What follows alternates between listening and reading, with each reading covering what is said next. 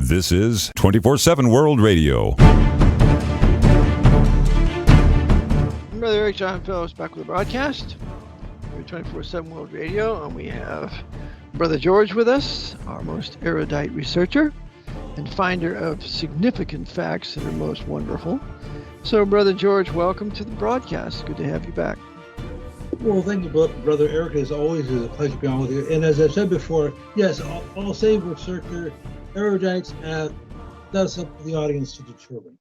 Okay, my scripture verse for today is at the very beginning of the New Testament, Matthew 1, verse 21. Matthew 1, verse 21. I'm sure you're probably familiar with this verse. And she shall bring forth a son, and thou shalt call his name Jesus, for he shall save his people from their sins. Okay, a couple of things. Today is December the 19th in North America, in Europe, and other places. And this Sunday, the 25th, I'm not sure. There's something going on. I forgot something. It's the Mary Mass of Christ. It's the birthday of Horus. Come on now. Now, as I've said before, I think I brought this up at least once, definitely last year, is in colonial America, Christmas was not, for the most part, not observed. As a matter of fact, it was illegal. Because the Puritans founded it. The Puritans would have nothing to do with it. Yeah, go ahead. Now, for the few Catholics who were here in places like Maryland, they did it secretly. However, it was officially illegal in the United States up until the year 1820. Praise God. Officially illegal in the U.S. up until 1820. Well, that was right after the War of 1812, when the Jesuits were doing their best to take back the country under the British Crown. Okay, so it was illegal from the beginning until 1820. That's a great fact. So basically, for the first 30, 40 years of our country's existence, it was just not a thing. And even after it became legal, virtually nobody observed it. You had a few Catholics here and there who did, but it was nothing like today. Businesses did not shut down. Now, granted, you didn't have television back then, or radio. However, it was not until well after. And I want to add this, George. Remember back then, at the founding of our country, the founding of the Federal Republic of these United States of America in 1789, there were 30,000 Roman Catholics and 24 priests. Less than 1% of the population. And that's why the Jesuits hated this place, poisoned George Washington, and did everything they could do until they could finally take it in 1933. Go ahead, George. Okay, so it was a slow process of roughly 150 years, or there are 140, 150 years. 140, 50 years for what now? For where they could actually completely take over the country. Well, right. Remember, the Jesuits fomented several wars: the War of 1812, the War of Northern Aggression. Then, after they put the 14th Amendment, shoved it down our throats with the radical Red Republicans. Then they continued to have a national republic that would begin a war for the benefit of the papacy, bringing millions of Irish Catholics over here to settle in the northern and some southern cities, and then ultimately to take the place with March 9th, 1933, with the Emergency Banking Relief Act and FDR's Proclamation 2040, imposing emergency war powers military government. And we've been under that now. We're going on 90 years. Well, it's interesting. I wasn't going to bring I always say this. I just recently watched the 2002 Martin Scorsese film, Gangs of New York. The language is a little bit harsh. I would recommend it. Now, one of the main characters, the bad guy, Butcher Bill, played by Daniel. By the way, Martin Scorsese, was he? He's an Italian Catholic, right? Correct. Do you think the film that he's going to make is going to portray anything truthful at all? No, I don't think so. But go ahead. Well, actually, he does, but he twists it. Okay, the main bad guy, the antagonist in the film, is Butcher Bill, who is actually based on real character. William Poole He's known as William Cutting, or Butcher Bill, in the film. He's played by British actor Daniel Day-Lewis. Now, it's interesting. Lewis's mother is Jewish, but his father is Protestant. But I know what kind of Protestant? Anglican? I believe Presbyterian. Okay, I had to go. Somebody over the British Isles could confirm that for me. But he was nominal. But he's a known Freemason. Now his character Butcher Bill, we see him walking around in his 19th century clothing, with his hand in his pocket. And so one of the other characters in the film is William Tweed, Boss Bill Tweed, played by Jim Broadbent. Now Tweed was one of the kingmakers in New York back in the 19th century. I don't have his dates in front of me, but he was a known Oddfellow and a known Freemason. Now, but getting back to Daniel Day-Lewis's character, Butcher Bill, there's a scene in the movie where you see a bunch of Irish immigrants getting fresh off the boat in New York, and he says, "You know what?" He says something along the lines is, what I don't see immigrants. I see foreign invaders who are coming here to take over our country. He's absolutely right. Absolutely right. That's what Chineke warns us about. His 50 years in the Church of Rome when he wrote it in 1886. And we know that the Jesuits fomented the quote-unquote potato famine, which was a really deliberate starvation of the Irish, to drive them over here into the major cities to take over all the positions of political power and financial power. So he's absolutely right. They're nothing but invaders to come here to take over the country. And that's exactly how the Jesuits used them. That's why Francis Cardinal Spellman, the Irishman, Irish Catholic prelate, Prince of the Church, became the American Pope from 1949 to 1967 when he ruled this country from New York. Go ahead. Okay, however, even though they were invaders, many, if not most, of the Catholics from Europe, places like Ireland, Italy, later Poland, so southern Germany, they got soft. They became Americanized. They said, well, yeah, we're Catholics, but we're also Americans. Yeah, we're also Americans. We also believe in gun ownership. We also believe that we'll have the amount of children that we want. We also believe in freedom of speech and freedom of conscience. And so that's going to make these white Catholics out of Europe deemed to be liberals by the Jesuits. And so the Jesuits will kill them too, along with the white Protestants and Baptists. Okay, if I could just mention a couple of things off topic. First, I know this fellow named Dave. He's Italian Roman Catholic. He's in his early 60s. Both of his parents were born in Italy, so he goes to Mass every Sunday. However, I don't think Dave got the memo. He likes the Second Amendment. He voted for Trump in 2016, 2020, and he says if he runs again, he'll vote for him in 2024. Now, as I say, he's Italian, so since both he's 100% Italian on his mom's side, 100% Italian on his dad's side, that makes him 200% Italian. So, now,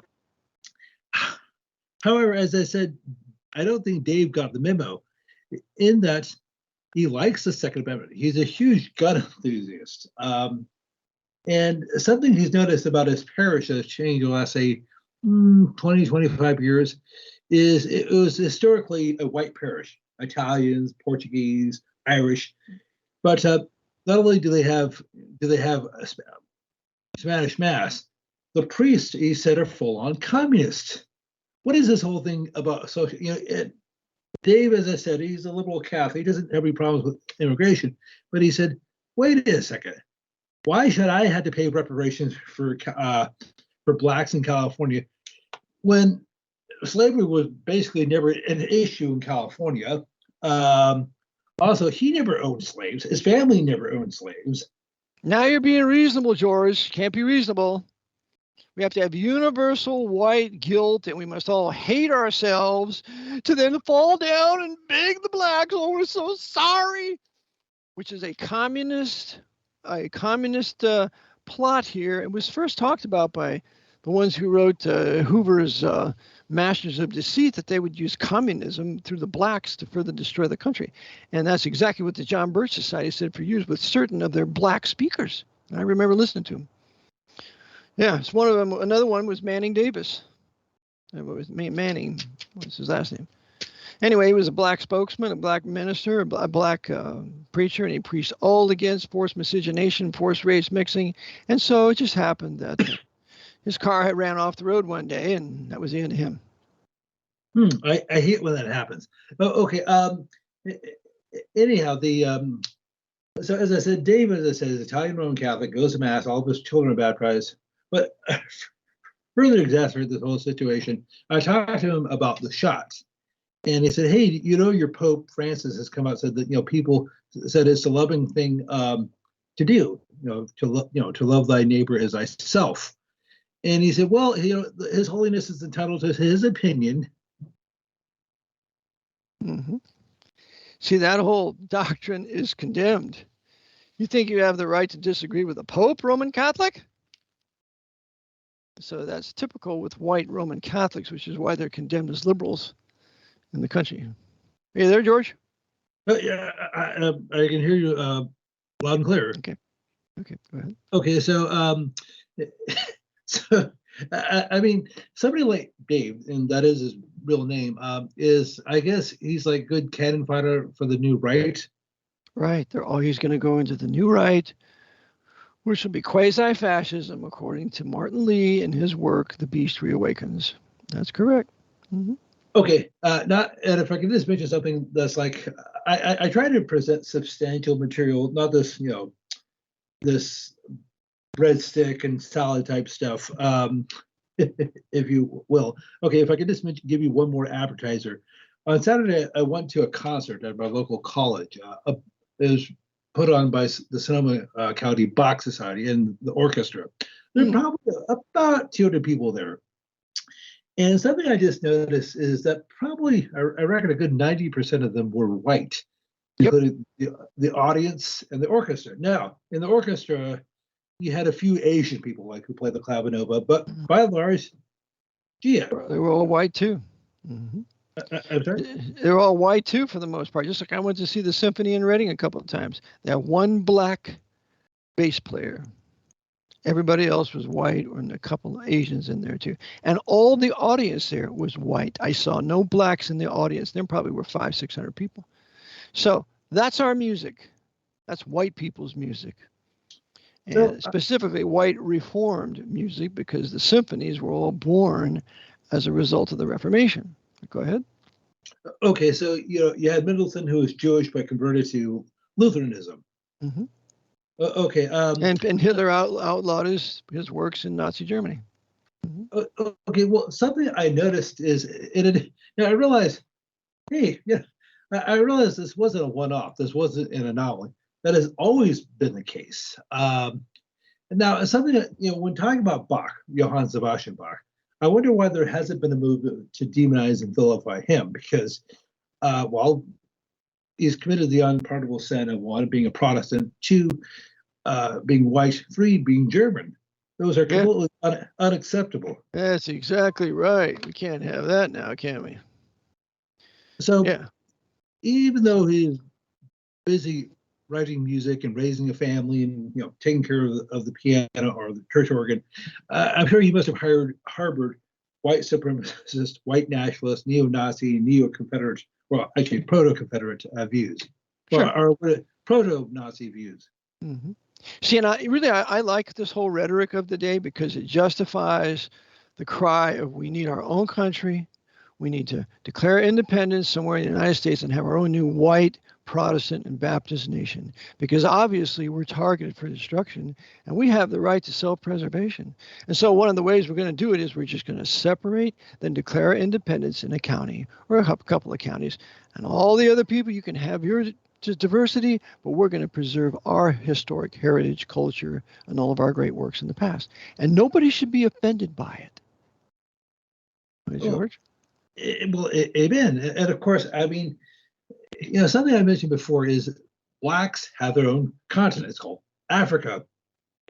Asians have their own continent. People from Latin America, well, they have South America and parts of North America. But I mean, there's plenty of room in this world for the different races and ethnic groups. Well, like I said, white people only 10% of the world's population. If that. If that. Yep. So it's not a matter of, remember, Dr. Dwayne Gish, I heard him personally when he spoke at our chapel one time. He says, this world is big enough for 50 billion people at least. So this whole bit of overpopulation is nothing but Jesuit Malthusian lies. Go ahead. Okay, so, I've given you the salad. Now it's time for the breadsticks, so to speak. Well, Okay. you can determine, which one's which. There's a doctor, or he's an ex-doctor in Oregon named Paul Thomas. I've seen a number of his videos, and I say ex-doctor because he just had his medical license revoked. And he said, you know what? I'm not a quote anti-this quote. However, I do believe in informed consent. So if the parents wanting children with this latest clot shot or anything, measles, polio, whatever, they should know what they're getting into, what other potential outcomes are. Now, according to Thomas, Dr. Thomas, this is according to various sources, that children who have received traditional, about a 50% chance, 1 and 2, develop at least one chronic condition. Children who have about a 1 in 20 or 5% chance. So if parents do nothing else, if they refrain from getting their children poked, they stack the deck, so to speak, in their favor in terms of their overall health. That's correct. That's exactly right. And so that's that, including, so he's doesn't talk about diet, exercise, those sort of things. Well, remember, this is all to facilitate the holy office of the Pope's Cancer Inquisition. The quote unquote of toxic substances, they facilitate all these chronic disorders that the doctors have been taught to teach, like cancer and heart disease and diabetes and all that stuff.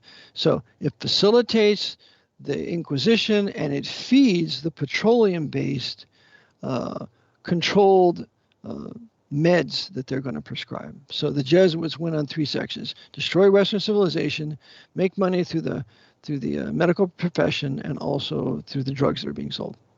It's a wonderful system for them. Well, and you're not just talking about major issues like cancer or heart disease, but you're talking about things that most people consider to be more as irritants, such as fibromyalgia, lupus, every type of allergy, as well as various type of cognitive issues like autism, ADD, and yep. Mm-hmm. Yes.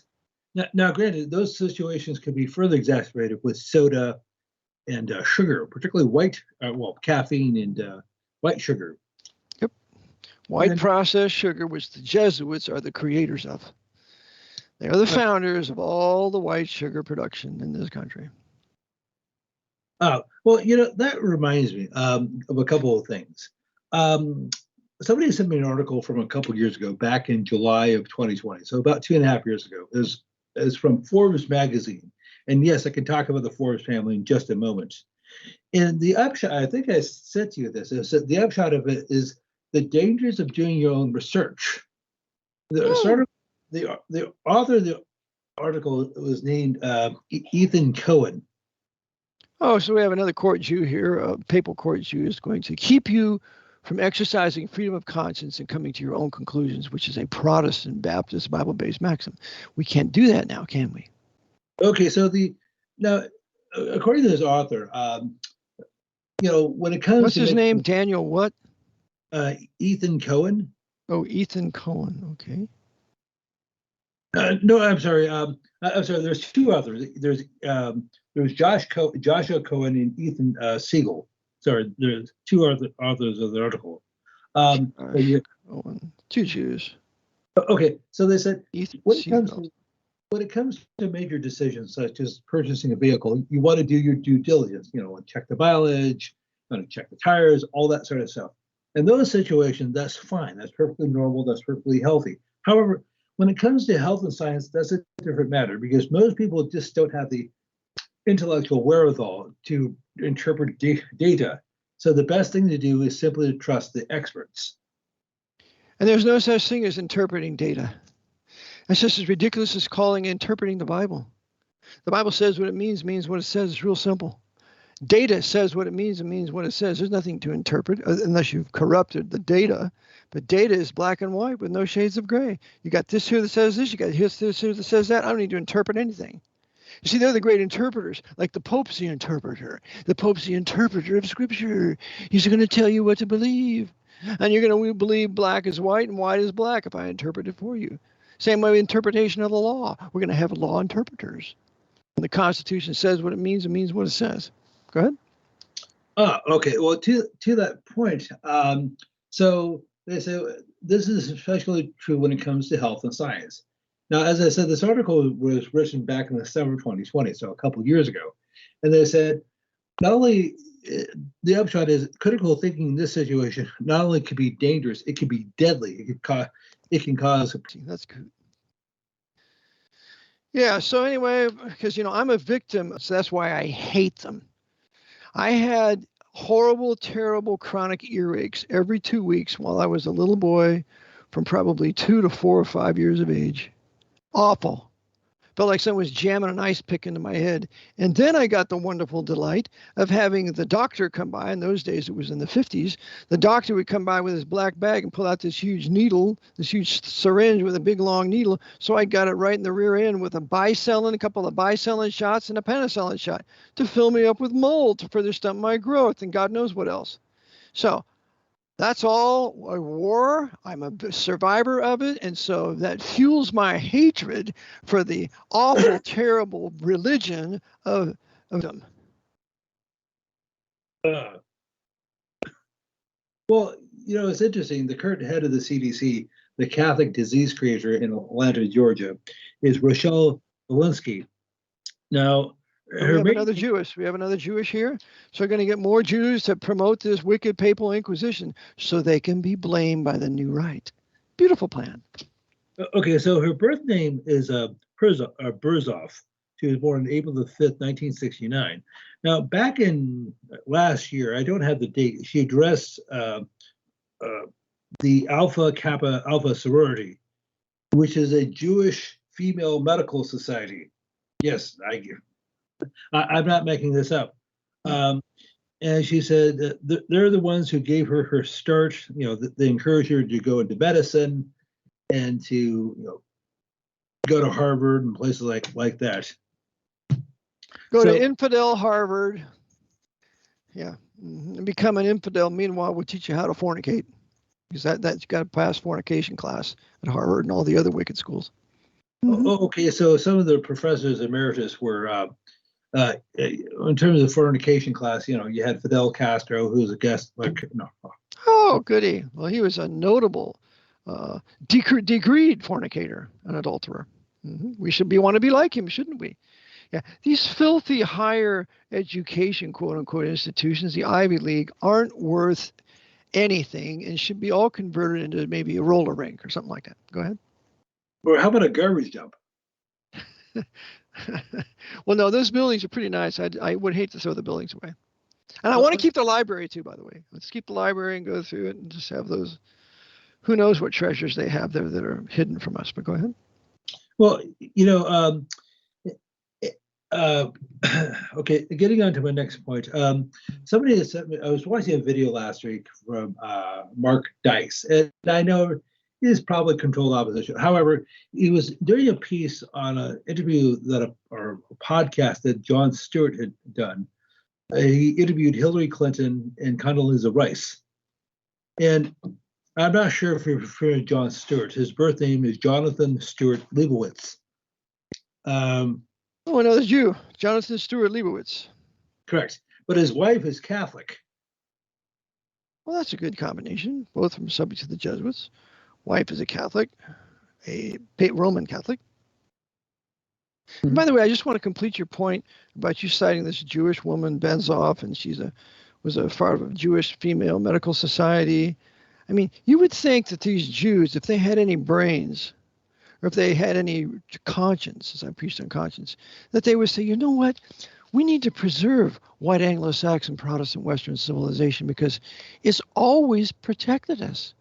It's never persecuted us unless some Catholics got in government like Germany or elsewhere, but they've always protected us, and we've always had freedom of commerce and freedom to have children. Why don't these Jews do that when they should? They're betraying their own people into the new right. That's why. Go ahead.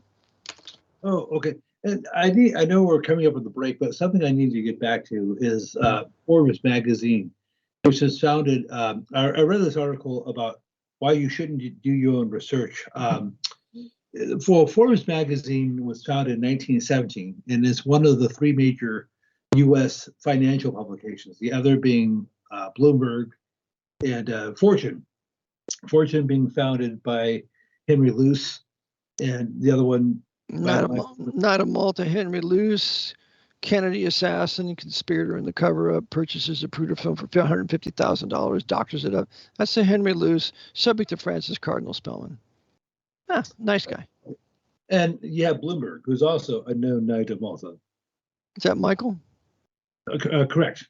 Michael Bloomberg. Well, he went to see the Pope when the Pope came here, when John Paul II came here. Yeah, he went to see the Pope and give his worshipful master his laudations. And furthermore, Michael Bloomberg also goes to the Al Smith dinner every year with Henry Kissinger and Chucky Schumer, all those papal court Jews. Well, but getting back to the Forbes family, this is something most people probably don't know, and I didn't find this out until fairly recently. The Forbes family made its money almost 200 years ago, well, 1830s, 1840s, by building boats for the Opium Wars in China. Yes, sir. Yes, sir. So the Jesuits would flood opium into China to be able to destroy the best of Chinese manhood, to then be able to justify and bring about the falling down of the Chinese people, the overthrow of the empress there, and then ultimately communism. So the men involved in the opium trade are responsible for the communism in China today. Okay, so, and of course, I know at least one of the Forbes, Chris Forbes, who was born in 1950, is a known papal Knight of Malta. Chris Forbes, okay. Okay, so there are probably other knights in the family, because, and of course. Yep. All right, Brother George, Brother Eric John Phelps, with Brother George Widger, reviewing certain facts for your benefit, and we'll be back in a moment here at 24/7 World Radio. Continuing on with exposing these Jesuit temple coadjutors for the destruction of white Protestant and Baptist Western civilization.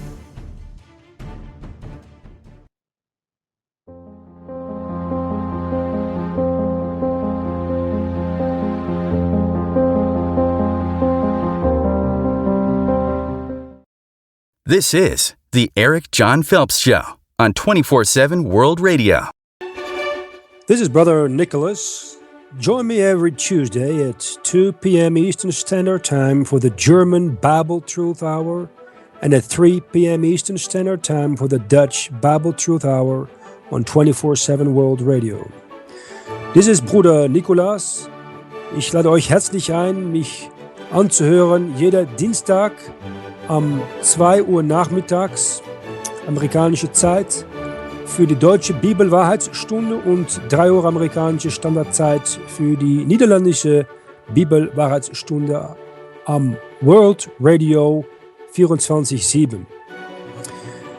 Dit is broeder Nico. U bent hartelijk uitgenodigd om elke dinsdag om 2 uur Amerikaanse standaardtijd het Duitse Bijbelwaarheidsuur te volgen en 3 uur Amerikaanse standaardtijd het Nederlandse Bijbelwaarheidsuur te volgen op 24/7 World Radio. This is 24/7 World Radio, and you're listening to The Eric John Phelps Show.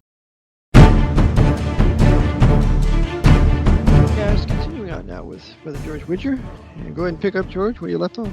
Okay, couple of things. We're talking about Forbes publication. So as I said, I came across this article from back July of 2020, so 2.5 years ago, saying that people should not do their own critical thinking. Well, I noticed that there appears to be a pattern when it comes to online articles. Now, this is true with print articles as well. However, there seems to be all sorts of gaslighting. Case in point, there was an article that came out in October this year in the Atlantic, in which an economics professor, Emily Oster, said, "Is it time for amnesty?" An amnesty? What do you mean? Well, she said, people, there's mistakes made on both sides. It's time to forgive and forget and to move on. And well, in certain places like California, we're still in a state of emergency after almost 3 years. Gavin Newsom, our governor, declared this situation back in March of 2020. Healthcare facilities in the state are still requiring. Is that right? Wow. Well, yes. So that includes what dental offices. Pennsylvania's like we never had it. Thank God. Okay. Well, so back in the Asian regime, you go to the emergency room, ER at hospital, and you'd be there maybe a few hours, definitely not 24 hours, and definitely not 3 years. So people don't seem to know what an emergency is. It is an immediate crisis that is short-term, temporary, not permanent.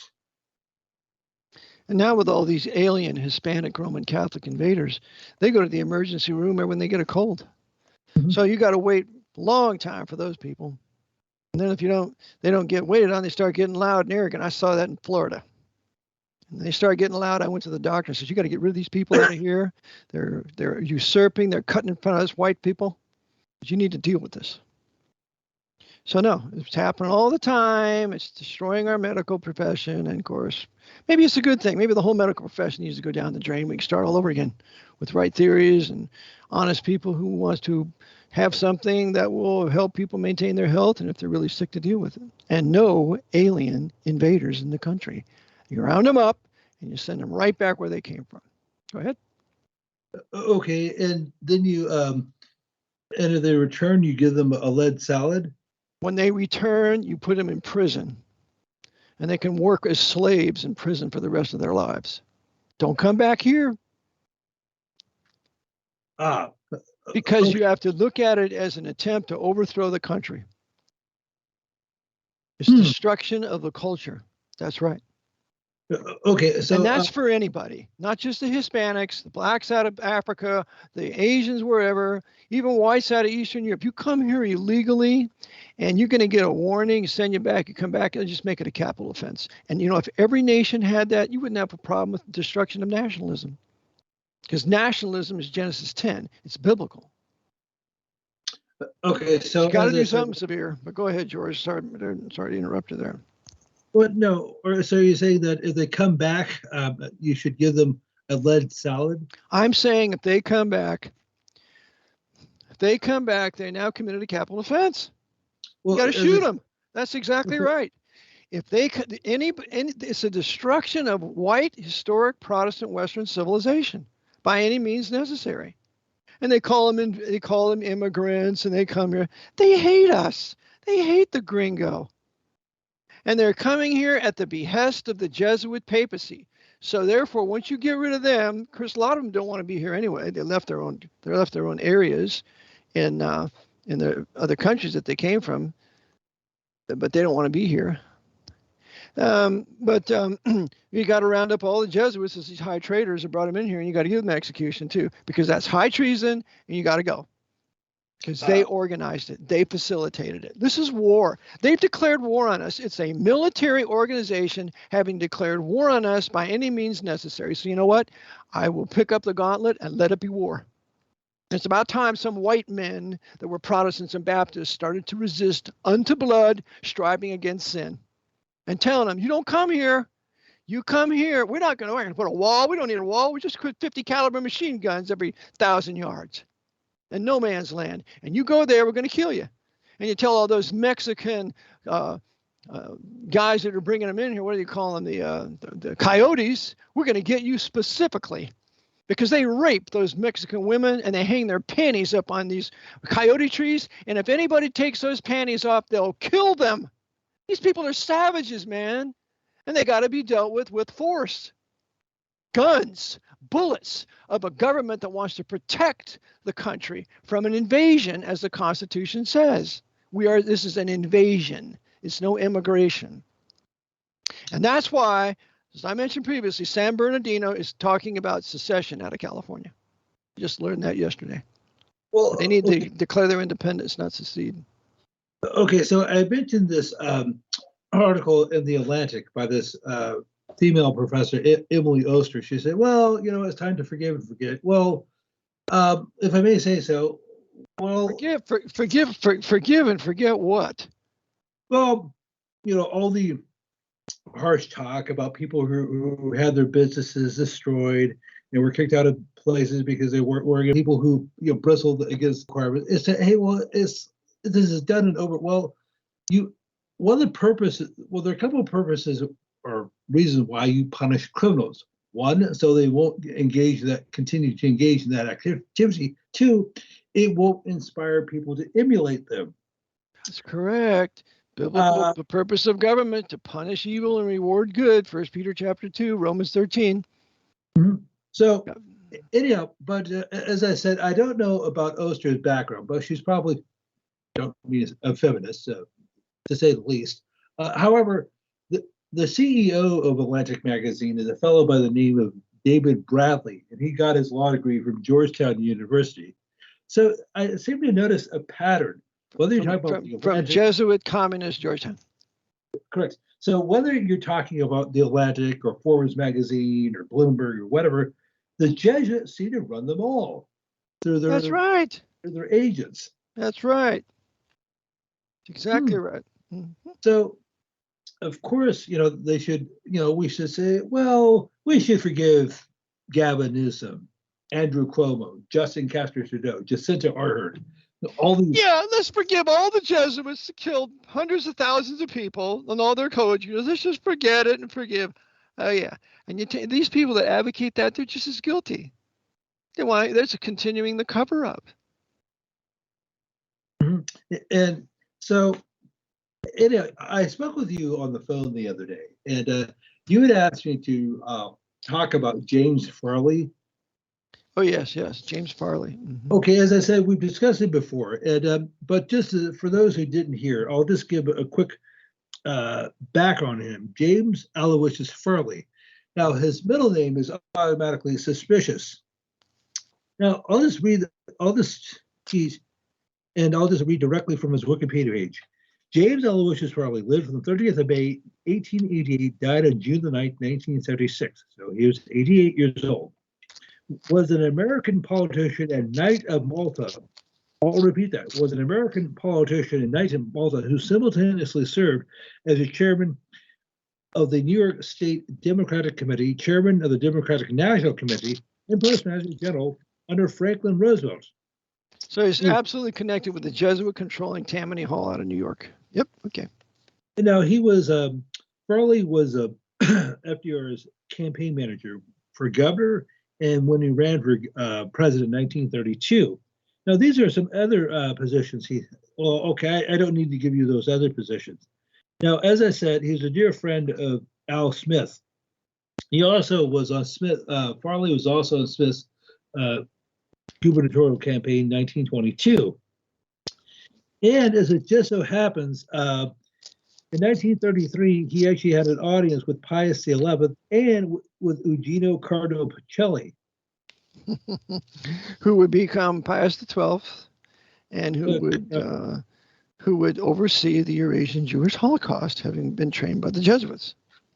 So and you can read that in a book called "The Popes Against the Jews" by David Kirshner.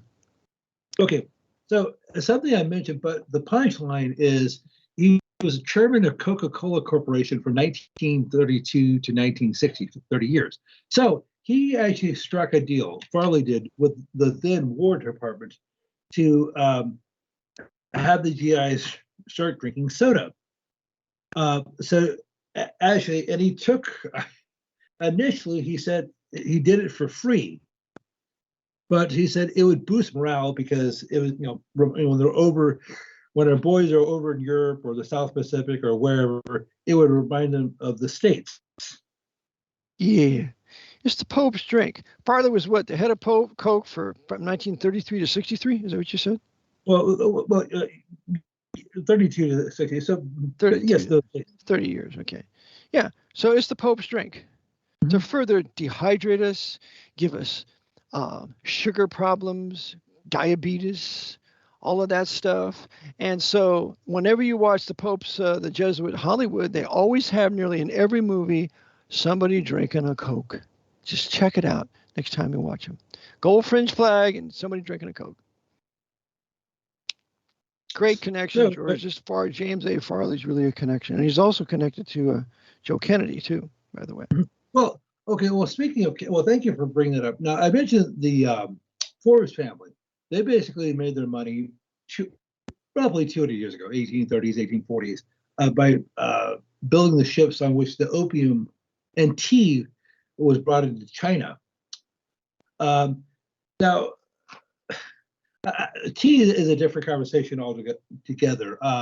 Well, you have certain vices, tea, coffee, tobacco, and those are all separate discussions. But there's all sorts of rigmarole and machinations involved. How, so you say, why do they have to sell tea to the Chinese when it actually grew there? Well, that's another story altogether. Mm-hmm. So they basically, tea should have been free in China, if we're going to drink it. But that's, as I said, that's another presentation altogether. Mm-hmm. Now, I mentioned that James Farley got the contract with the U.S., with the then War Department. Mm-hmm. But after the war, World War II, the second 30 Years' War, he actually was able to finagle, Farley was able to finagle a deal to build 59 soda plants in Europe, what was then Western Europe.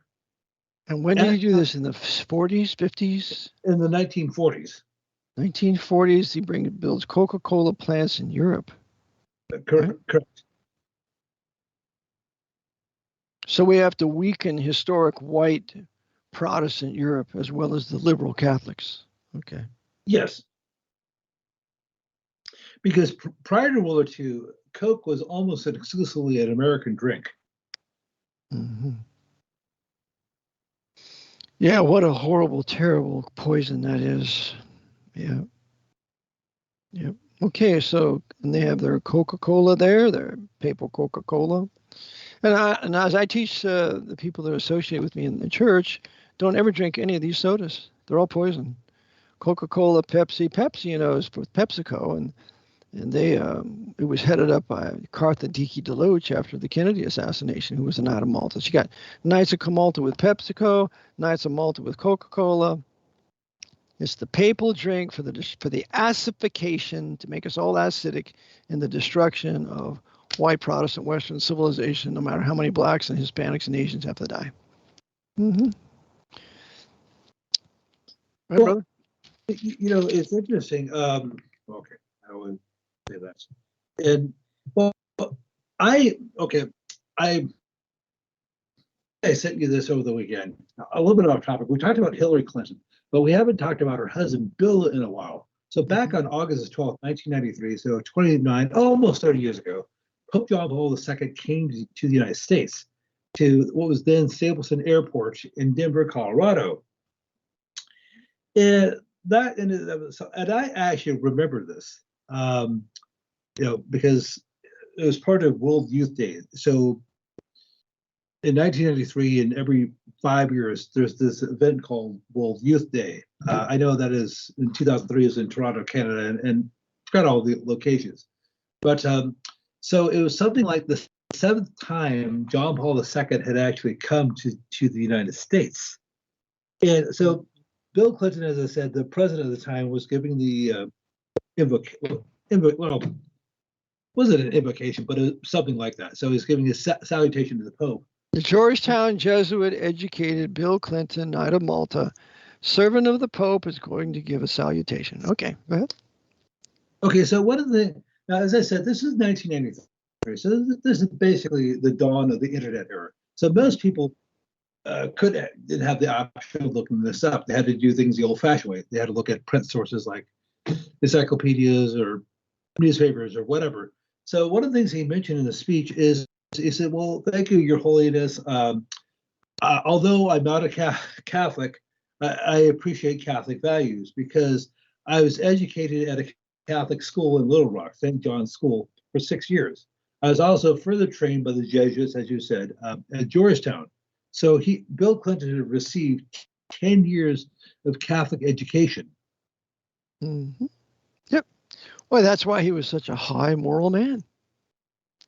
He was a wonderful moral man. That's why he helped destroy South Africa when they embargoed it and bring the savage African National Congress to power, where they could kill the white people, 4,000 or 5,000 white women, children, called the Boers. We can just do that. We're just wonderful people. Bill Clinton. He's a criminal, ought to be tried for murder, treason, and executed. Just another one. Now, something I mentioned to you before, when he was governor of Arkansas back during the 1980s, his wife Hillary served on the board of directors for Walmart Corporation. This is something most people don't know. Wow, that's important. Hellcat Hillary. Hellcat Hillary on the board of Walmart. Yes. And now, speaking of Hillary, now we've talked about the 2016 Al Smith dinner, which was the last time they've actually had one. That was actually where they had people attending. And it was only, now, if those have not seen it, I would highly recommend it. We talked about this last week. One of the things she mentions was her running mate, Tim Kaine, who at the time was governor of Virginia, and I believe he's now senator. And she said point blank, she said, she had to throw out, I am not a Catholic. However, my running mate, Tim Kaine, is a Jesuit. Now, maybe is that what she said? She said is a Jesuit? Correct. Now, not Jesuit educated, but is a Jesuit. Well, he went to Rockhurst High School and to Rockhurst College in Kansas City, Missouri. He also did a year with the Jesuit volunteers in Central America. The Volunteer Corps. Mm-hmm.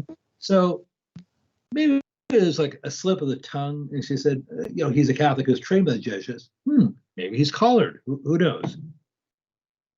Very good. Well, I know Tim Kaine was a Jesuit-controlled temple coadjutor, so there's no doubt about that. Another leftist, liberal, socialist, communist Jesuit. Mm-hmm. Remember, the Jesuits are the authors of communism, not the Jews.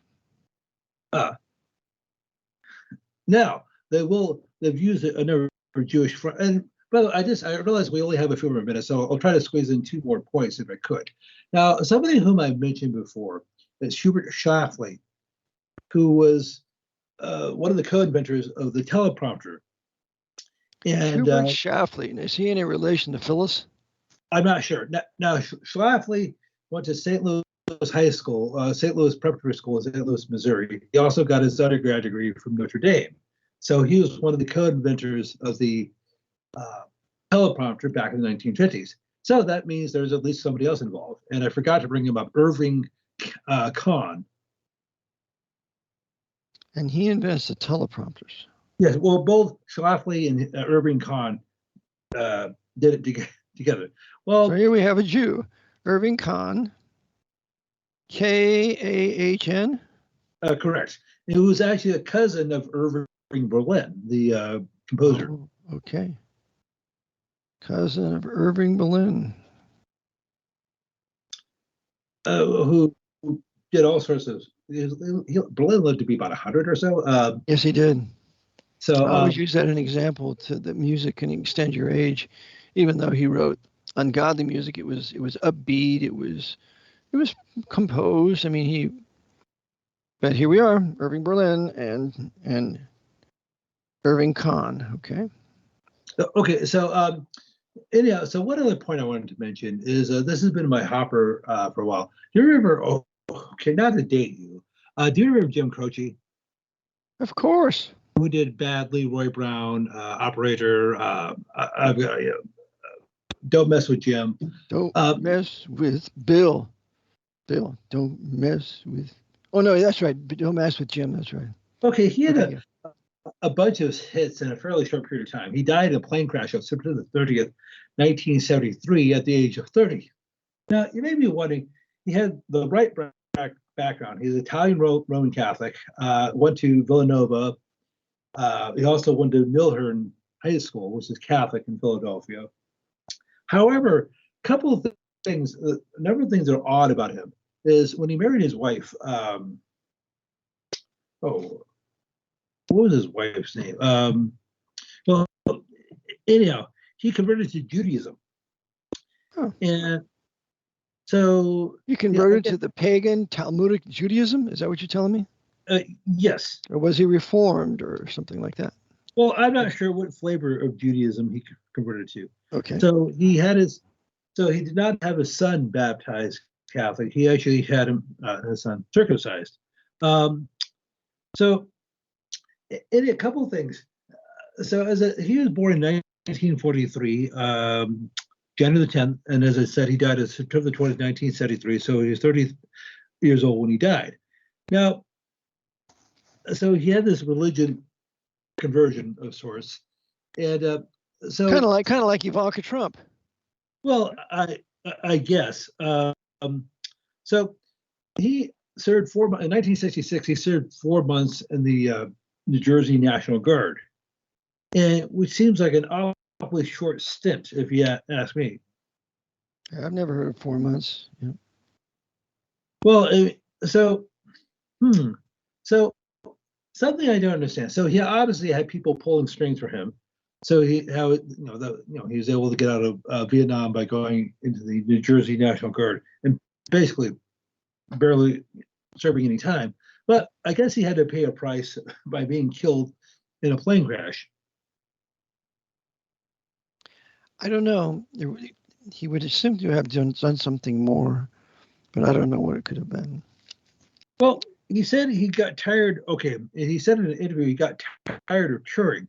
In the previous year, in 1972, he signed a $500,000 deal with ABC Records. So he agreed to do 3 albums. Now, this is something I just found out because I know virtually nothing about the record industry. But so the $500,000 was not a gift; it was a loan. So he had to produce the albums, record them, market them, distribute them, all that sort of stuff. And he was touring 300 days of the year or recording. So he got sick of being on the road. So maybe they decided to get rid of him because he just didn't want to play with them anymore. Could be, and he was demoralizing the white race peoples of the country with the songs. I mean, were they all wicked? Well, bad Leroy Brown. I mean, that's glorifying fighting, and you got to revert the white people to fighting and fornicating all the time, as are the blacks for the most part. So you got to bring them down to the same morality to justify the national judgment. So I would think that when he stopped doing that, that was kind of a betrayal. And furthermore, I had a lady that years ago was a entertainer, and she told me, Eric, the mafia controls the entertainment. They put on the radio what they want to put on. It doesn't matter how good you are, but the mob controls it. She said, I know because I was in entertainment business for 20 years, something like that. And the mob's run by the Pope. Oh, okay. So, well, it wouldn't make sense to kill him because he seemed like a potential cash cow. Or maybe not. Maybe they didn't. Maybe it was a mistake, but I find it intriguing. Okay, so I'll have to look into that a little bit more. So I realize we're at the top of the hour. Shall I just give a summary? Yeah. Sorry, George. It's time to end this. Please give the your contact info. Well, if people have any questions, comments, or concerns or critiques, please drop me a line at George Widger, Georwidger1969@gmail.com. I forget the date. Want to send me an article, a video, whatever. If you want me to cover a topic, go over a topic again, please do so. And please give me some time to respond 24 hours. If I don't, please send me another email. Probably forgot to get back. All right, Brother George. Well, thank you for being on today. Lord bless you and what you do. And we'll be back hopefully next Monday. Okay. Well, God bless. Bye-bye. Okay, Brother Eric John Phillips, thank you for tuning in today. Vatican Assassins, Wounded in the House of My Friends. Just go to my website, vaticanassassins.org. Pick up the ebook. I have other things there of your interest. With 24/7 World Radio, I have my broadcasts for the last 9 years or so. I'll be putting together 22 here within a week or so. Get that. You also want to sign up for Willivate and get your supplements from a great company that has over many companies, 15,000 products, and you get 15% discount. So sign up on my Willivate sign-up sheet there and get your supplements for a lesser price. Helps me and helps you. Also, you can take my private citizenship class. I have that nice and perfected now. I added a tremendous portion to it, written by Mel Stamper, a former attorney who has disappeared. and take my advanced class. I'm getting ready to finalize that, which I think you'll find intriguing. And my tax class, that if you're not it's important, 2-day tax class. In the private sector, you don't know it. So, until Wednesday, may the Lord bless you to do His will according to His word. Brother Eric John Phillips here, 24/7 World Radio. I wish you well and to truly believe the gospel and truly have a pure conscience and a good conscience before God. Till then, Maranatha.